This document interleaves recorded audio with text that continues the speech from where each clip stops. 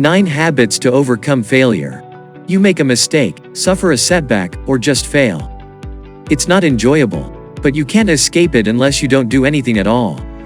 So, instead of allowing such events to lead to savage self-beatings and pull you down into pessimism for the day or month, a sensible and self-kind approach is required. The following 9 behaviors may assist you in your endeavor. First and foremost, acknowledge your feelings. It will most likely hurt if you have recently failed. Sometimes a little, occasionally a lot. That's okay. Don't try to avoid it by diverting yourself or shifting the blame to the rest of the world. If you know, deep down, that this one is partially or entirely your fault. And don't attempt to cover it up with a grin. It works better to not let yourself be led away by those options or impulses. Instead of rejecting it all and pushing it away, consider accepting it, allowing it in, and allowing it to hurt for a bit. Because let it in and accepting it will make the process move faster and less painful in the long run. If you deny how you truly feel, those feelings will resurface at inconvenient moments in the future, making you grumpy, pessimistic, angry, or sad. Secondly, remember that you are not a failure simply because you experienced a setback. When you've suffered a setback, it's tempting to believe that you'll constantly fail in this area of your life. It's all too simple to believe that you are a failure. Don't succumb to such a damaging, yet attractive, self-fulfilling prophecy.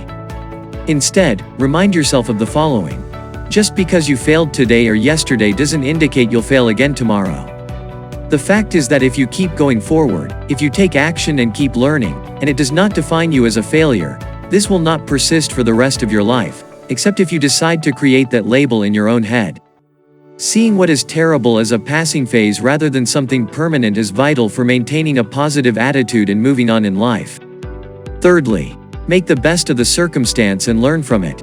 Consider it helpful criticism and an opportunity to develop rather than a major blow and setback.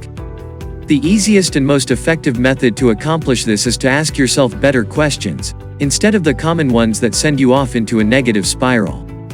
Questions such, what is one thing I can take away from this? How can I change my route to prevent falling into the same trap and probable doing better the following time? What can I do differently the next time? Take your time answering these questions and be honest with yourself.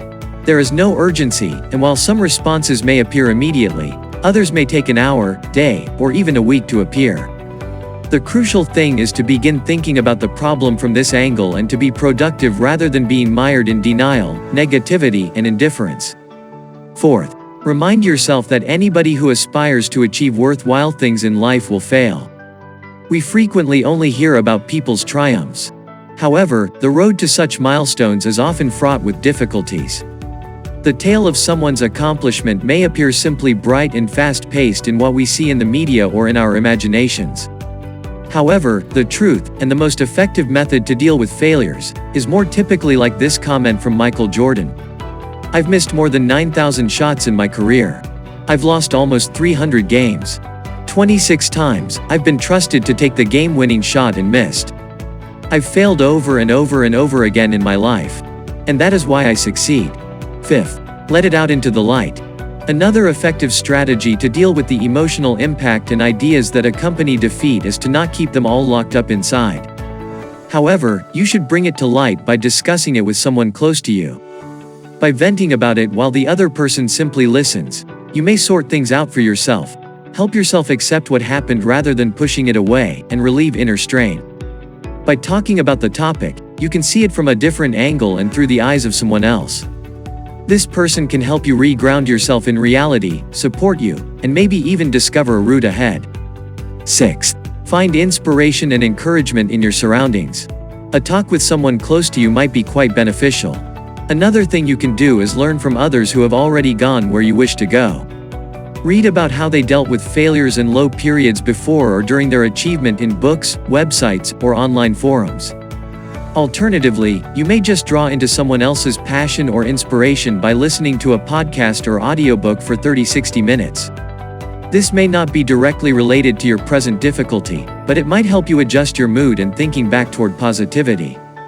Seventh, move on. Don't get bogged down in this circumstance for too long. It is critical to process and accept the circumstance. It's also simple to become engrossed in the same thoughts for a week or a month. The practice of taking what you learn from the aforementioned questions and making a tiny rough plan for how you want to proceed from here might be beneficial. So set aside some time to sit down and write that one down. 8th, after you've created a plan, put it into action straight immediately. The strategy you devise will just be a starting point. You can change your mind later on, so you don't have to make it flawless. Attempting to do so might sometimes be a strategy to postpone because you are afraid of failing again or because it is difficult to get started after such a traumatic and unsettling event. Divide the beginnings of a plan into little steps and then act on only one of them. If you're still having trouble getting started, start with a tiny step, such as 5 minutes of activity. The most essential thing is to get started and going ahead again, so make it as simple as possible for yourself. Lastly, improving your self-esteem will help you deal with disappointments in general. Failures are less likely to pull you down as a result, and you will recover from them more rapidly. It also makes it easier to recognize what happened with more clarity and to accept responsibility where you are accountable, as well as to see when someone else is partly responsible or when you just had poor luck that you could not have expected. That helps you to not believe that everything that goes wrong in your life is all your fault. But how can you boost your self-esteem? An excellent place to start would be to apply most of what you've learned in this video. For example, recognizing that you are not a failure, that everyone has failures, being positive in the face of adversity, and so on. Your self-esteem will improve as you repeat these behaviors and make them into habits. And, over time, a lesser setback may just bounce off of you, but a larger one may no longer be as devastating, and the shock and climb back up from what happened becomes simpler and less paralyzing. Thanks for watching. Please like and subscribe to our channel and press the bell icon to never miss new video updates.